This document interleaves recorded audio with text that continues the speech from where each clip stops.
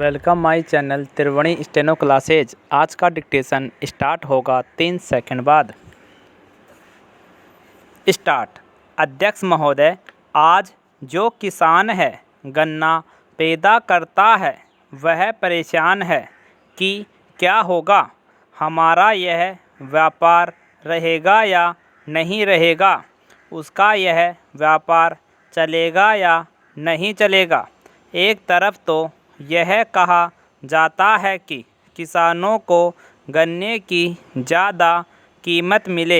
हम किसानों की सहायता करना चाहते हैं और किसानों से हम यह आशा करते हैं कि वे अधिक पैदा करें, लेकिन दूसरी तरफ किसानों को जो मिलने वाली चीज़ें हैं उन पर नए कर लगाए जाते हैं। केवल केंद्र सरकार ही नहीं बल्कि राज्य सरकारें भी कर लगाती रहती है। अधिक उपज के लिए किसानों को कुछ चीज़ों की आवश्यकता है जिनकी पूर्ति करना बहुत आवश्यक है।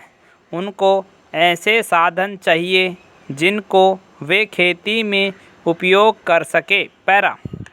हमारे प्रदेश में बड़े बड़े बांध बने हैं और उनसे बिजली पैदा होती है, लेकिन बिजली घर का कहीं पता नहीं है।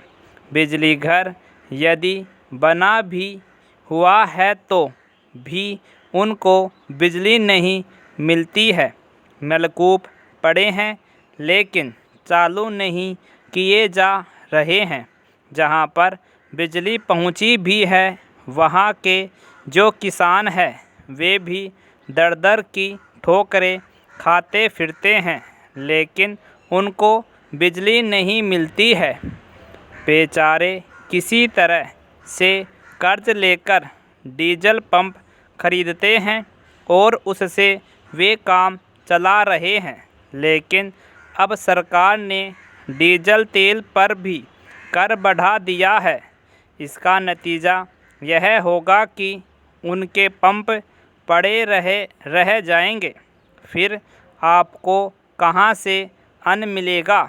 आप किसान से यह आशा करते हैं कि वह अधिक अन्न पैदा करके आपको दे, उपज बढ़ावे, लेकिन जो साधन हैं उन पर आप कर लगाते जा रहे हैं।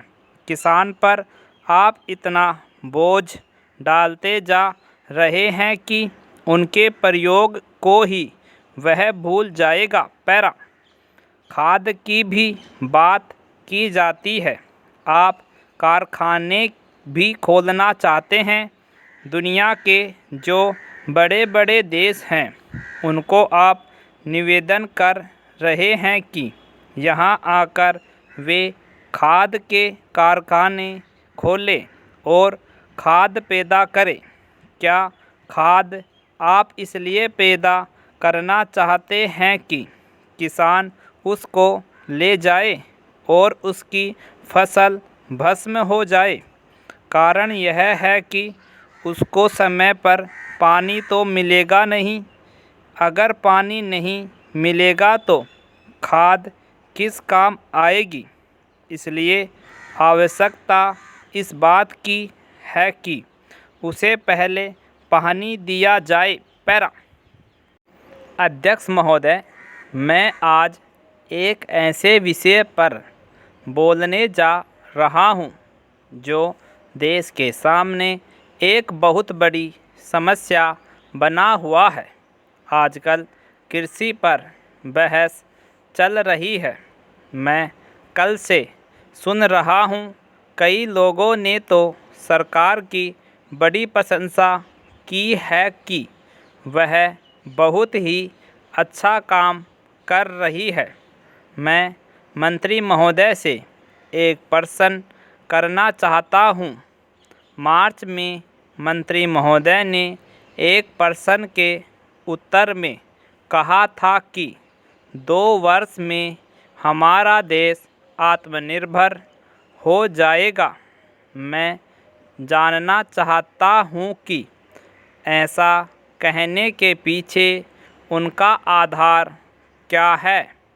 कौन से उनके पास ऐसे प्रमाण हैं जिनके आधार पर उन्होंने इस प्रकार की घोषणा की है? मैं चाहता हूँ कि जब वह उत्तर दे तो इस बात को अपने उत्तर में बताएं। पैरा, आप जानते हैं कि इस देश में 80% लोग खेती करते हैं और उसके बाद भी आज हमारे देश का सम्मान दूसरे देशों में कितना है? आज हम दूसरे देशों से देश के नागरिकों के लिए खाद्यान्नों का आयात काफ़ी मात्रा में कर रहे हैं। खाद्यान्न की स्थिति बिल्कुल संतोषजनक नहीं है। देश में जहां लोग 80% खेती करते हैं, हम भोजन के मामले में भी आत्मनिर्भर नहीं हुए हैं। इसके कुछ कारण हैं। जिस समय देश स्वतंत्र हुआ उसी समय से इस सरकार ने कुछ गलतियां की है, जिसका यह परिणाम है कि आज इतने वर्षों के बाद भी हम आत्मनिर्भर नहीं हो सके हैं। उसका सबसे बड़ा कारण यह है कि अपने देश में पहला स्थान खेती को न देकर उद्योगों को दिया गया है। उद्योग हमारे देश के लोगों की जीविका का मुख्य साधन नहीं हो सकता है। भोजन की समस्या के हल के लिए किन किन चीज़ों की आवश्यकता है, उसकी तरफ हमें ध्यान देना चाहिए। सबसे पहले पानी की आवश्यकता है। मैं समझता हूँ कि देश में सिंचाई पर काफ़ी जोर दिया जाना चाहिए और सिंचाई तथा खाद्य मंत्री एक होना चाहिए। यह मेरी मांग है। पानी के बाद खेती के लिए खाद भी आवश्यक है। खाद का स्थान दूसरा हो सकता है। आज देश में खाद की बात काफ़ी जोर देकर कही जाती है। यह कहा जाता है कि उपज को बढ़ाने के लिए खाद की आवश्यकता है। बिना खाद के उपज नहीं बढ़ सकती, किंतु खाद कहाँ तक उपज को बढ़ा सकेगी, यह भी देखने और सोचने की ही बात है। इस ओर एक समन्वयक नीति चाहिए। कंप्लीट।